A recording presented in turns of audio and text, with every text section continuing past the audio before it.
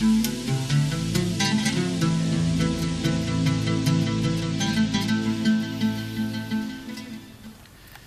para pemirsa TV yang dimuliakan Allah Subhanahu wa taala, kembali lagi kita di Ustaz Menjawab dengan tema agar dakwah lebih bermakna. Jadi sesungguhnya memang dakwah sesuatu amalan yang sangat dicintai oleh Allah, dicintai oleh Rasulullah SAW. Bahkan di dalam banyak ayat Al-Quran, Allah Subhanahu wa taala mengaitkan antara keberuntungan atau kesuksesan seseorang itu dengan dakwah. Tadi dibacakan ayat Al-Quran, wal takum minkum ummatu yad'una ilal khair wa ya'muruna bil ma'ruf wa yanhauna 'anil munkar wa ulaika humul muflihun. Begitu juga dengan surah Al-Asr yang tadi kita sudah singgung, dan ada satu ungkapan Imam Syafi'i yang subhanallah sampai seperti terkesan berlebihan, tapi bukan berlebihan, tapi memang itulah kenyataan bahwa law ma anzalallahu ala khalqihi illa hadhihi surah lakafathum. Seandainya Allah tidak turunkan surat yang lain, ini kan jumlah surat Al-Quran ada 114. Allah nggak turunkan Al-Baqarah, Ali Imran, An-Nisa dan seterusnya. Allah hanya turunkan Al-Asr, itu sudah cukup, ya kan?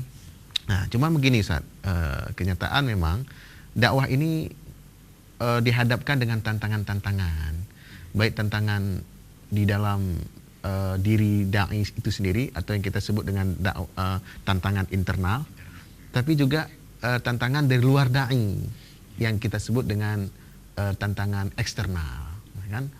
Tapi tentu saja tantangan-tantangan orang-orang yang menolak dakwah itu bagi kita dai-dai ini tidak begitu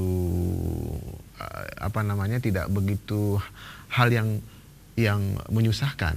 Tapi yang lebih banyak hari ini adalah tantangan dari dalam dai itu sendiri. Jadi dai tidak mengamalkan apa yang dia sampaikan, gitu kan. Ini kita buka-bukaan aja ya kan, ke masyarakat kita bahwa ketika menyampaikan dakwah ya, itu masyarakat kan sebenarnya tidak hanya melihat apa yang disampaikan, tapi melihat metode yang disampaikan dai, bagaimana akhlak dai dan seterusnya. Nah, itu bagaimana Ustaz melihat fenomena seperti ini? Ada hadis Rasul yang menyebutkan bahwa ada alal khairi kafa'ilihi. Oke. Orang yang menunjukkan orang lain berbuat baik, maka pahalanya seperti orang yang berbuat itu. Baik. Makanya ada salah satu kelebihan pendakwah yang sangat luar biasa itu, ketika kita berdakwah kemudian yang mendengarnya itu sangat ramai ya, sangat banyak. Kemudian apa yang kita sampaikan itu kemudian diamalkan oleh orang yang mendengar.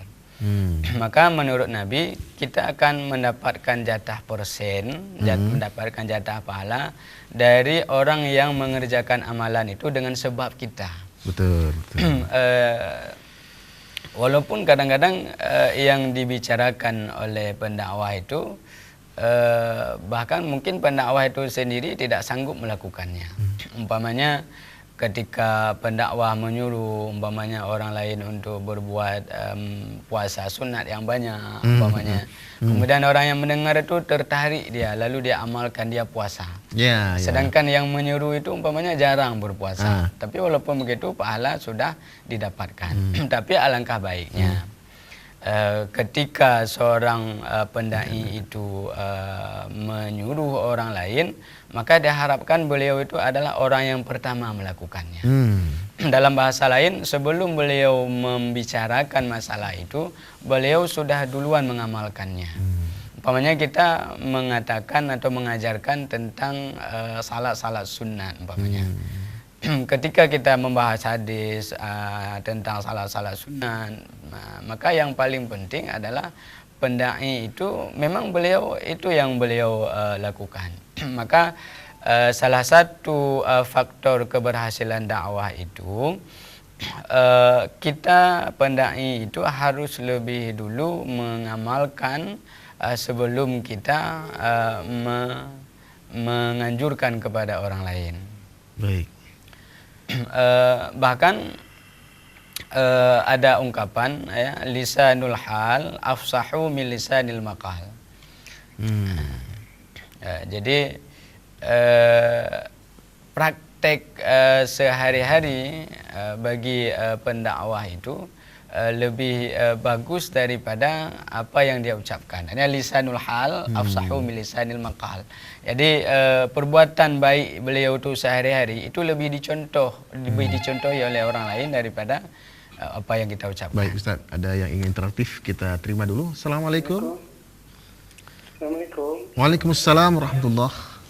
Ini mau tanya sama Pak Ustaz, bagaimana hukum yang membuat lucu di masjid? Dengan satu hadis Nabi, kita membuat lucu, mengketawakan orang di masjid kan hukum sampai 40 hari nggak diterima tobat kita. Yang kedua, di masjid raya itu seringkali diputar dari kaset penceramah yang enggak enak kita dengar. Bukan tak tahu hukum, semua tahu hukum, tahu ayat, tapi membuat lawak. Seperti Tengku Putih dan lain-lain daerah yang utara. Saya rasa itu jangan diputar lagi. Memang dia sering mengatakan hadis dan ayat Al-Quran, tapi di situ membuat lawak. Jadi di sini udah enggak enak kita dengar. Bukan tempat melucu di situ. Yang perlu saya tanyakan, yang pertama harus mendetail Pak Ustaz, hukum yang membuat lucu di dalam masjid. Demikian. Assalamualaikum. Waalaikumsalam warahmatullahi wabarakatuh. Terima kasih kita sampaikan kepada Pak Ramli di Simpang Surabaya. Ya. Baik, ini hukum membuat lucu dalam dakwah Ya. terutama di masjid ini. Bagaimana Ustaz? Kalau di masjid itu saya pikir kita jangan terlalu membuat lucu. Tapi kalau kita umpamanya ketika berdakwah, tapi kita nggak ada niat lucu, kemudian kebetulan saja orang tertawa, itu saya pikir itu tidak masalah. Karena lucu dalam berdakwah itu ibarat garam di dalam makanan. Kalau banyak garam itu nggak enak lagi kuahnya. Kalau nggak ada garam juga memang tidak enak. Makanya garam itu ya sedang-sedang sajalah ada dalam kuah itu. Makanya ketika kita berdakwah itu jangan terlalu buat-buat lucu karena akan merendahkan martabat orang yang berceramah itu. Kemudian jangan pula terlalu serius, bisa membuat orang lain itu menjadi bosan. Tapi sedang-sedang saja. Ya, artinya kita tidak berniat membuat lucu, tapi kebetulan memang pembahasannya mengarah kepada lucu umpamanya. Karena Rasul juga pernah bercanda dengan seorang wanita tua. Ketika Rasulullah mengatakan, ketika perempuan tua itu mengatakan, "Ya Rasulullah, apakah seperti saya ini masuk surga?" Begitu. Lalu Nabi mengatakan, kalau seperti ibu ini kayaknya nggak masuk surga. Kan menangis si perempuan ini. Padahal Nabi ingin menghibur si wanita ini. Yang maksud beliau, kalau yang seperti Anda yang sudah tua itu tidak ada lagi di dalam surga. Yang di dalam surga nanti semua umur wanita itu muda-muda semua. Jadi nggak ada lagi orang-orang yang tua. Makanya Nabi itu ingin bercanda dengan sahabat wanitanya, bukan sahabat wanita, sahabiah maksudnya ya kan. Sahabat yang sahabiah itu artinya kalau yang laki-laki kan sahabi, kalau yang perempuan sahabiah. Sahabat juga ada wanita, juga ada laki-laki ya, sahabat Rasulullah. Jadi Rasulullah mengatakan yang orang-orang tua itu nanti tidak ada lagi dalam surga. Semua muda-muda. Jadi yang maksud Rasulullah ingin ya bercandalah sedikit dengan sahabat ini. Jadi tapi kalau di masjid saya rasa kalau terlalu lucu itu tidak etis ya, tidak bagus lah. Karena masjid itu tempat yang sakral, tempat yang mulia, tempat yang kita ingat kepada Allah Subhanahu wa taala. Tapi kalau sedikit itulah seperti tadi ya, seperti garam ya, garam yang sedikit itu tidak ada masalah. Kemudian kalau yang diputar di kaset itu bukan di masjid ya, itu di Radio Baitur Rahman. Jadi itu bukan di masjid, nama radio Baitur Rahman kan, itu bukan di masjidnya. Itu ya kembali kepada orang yang memutar itu. Itulah kembali kepada awal tadi bahwa kadang-kadang ada memang masyarakat itu sukanya lucu. Ya, ada yang sukanya serius, tapi pengalaman saya di lapangan itu yang tingkat-tingkat intelektual yang tinggi itu nggak suka lucu. itu sukanya ilmiah, sukanya serius. Nah, saya sering umpamanya tausiah di depan doktor, profesor umpamanya ketika dalam tausiah di rumah orang meninggal umpamanya kan. Itu yang mendengar itu kan orang-orang yang profesor-profesor, doktor-doktor udah punya pangkat yang tinggi. Nah, mereka itu tidak suka itu yang lucu-lucu, yang sangat-sangat lucu, yang ada manfaat itu tidak mereka sukai. Tapi kalau yang kalangan biasa, kalangan bawah itu sukanya yang lucu memang.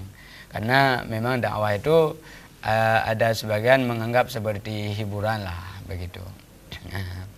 Tapi jadi tontonan akhirnya, Ustaz. Iya, jadi tontonan. Jadi nggak lagi tontonan. Nggak lagi Harusnya tontonan, betul. dakwah itu kan memberikan Al-Quran, hadis kan gitu. Betul. Itulah Ini kalau mau jadi dakwah, masalah juga nih. ya jangan terlalu lucu, jangan terlalu lucu, tidak bagus memang. Karena ada kan ungkapan ulama, kalau kamu lucu, kalau kamu sering bercanda, maka kamu hilang wibawanya, ya hilang harga dirinya. Tapi sedang-sedang saja. Ya. Seperti itu, Ustaz. Ya, begitu, Tapi ya. apapun cerita, lucu itu bukan metode dakwah sebenarnya. Kalau kita lihat di Al-Quran ya, Ya, di betul. Al-Quran kan metodenya ada hikmah atau bagian dari hikmah atau bagaimana? Ada hikmah, ada mau'izah hasanah, ada jidal dengan cara yang terbaik kan gitu. Ya, itulah salah satu fungsi atau faktor kita berhasil dalam dakwah itu, kita bisa mampu membedakan pendengar kita. Ketika kita berdakwah depan anak sekolah, kalau nggak ada lucu mereka nggak akan mau mendengar. Karena memang anak-anak sekolah itu masih dalam tahapan suka-suka, jadi bukan serius lah kira-kira begitu. Iya. Kemudian kalau kita di masjid, ini tentu kita kurangi itu lucu-lucu itu. Bahkan kalau di dalam khutbah itu saya memang terlalu serius kadang-kadang. Jadi tentu tidak ada lucu. Kalau dalam khutbah buat lucu itu saya pikir memang tidak bagus. Tapi kalau dalam ceramah biasa itu jangan banyak. Ya, jangan banyak lawaknya karena tidak bagus. Tapi tidak sampai membuat para pendengar dakwah jadi tertawa terbahak-bahak. Iya, itu juga tidak bagus dalam agama kan.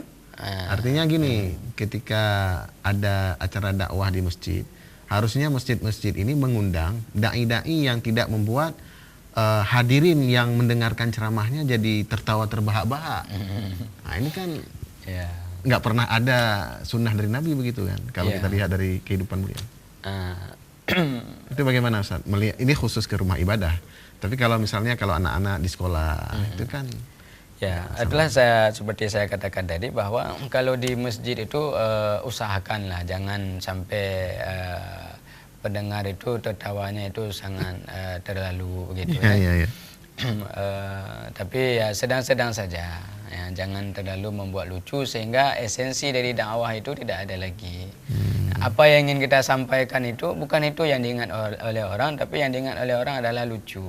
Apalagi nanti sampai keluar bahasa-bahasa yang tidak yang tidak patut diucapkan oleh si penceramah itu. Sudah bahasa-bahasa yang nggak sangguplah kita dengar kira-kira begitu bahasanya. Tapi itulah kita maklum saja bahwa tingkat keilmuan kita ini berbeda-beda. Ya. Makanya ada yang suka lucu, ada yang suka serius, ada yang suka cerita begitu.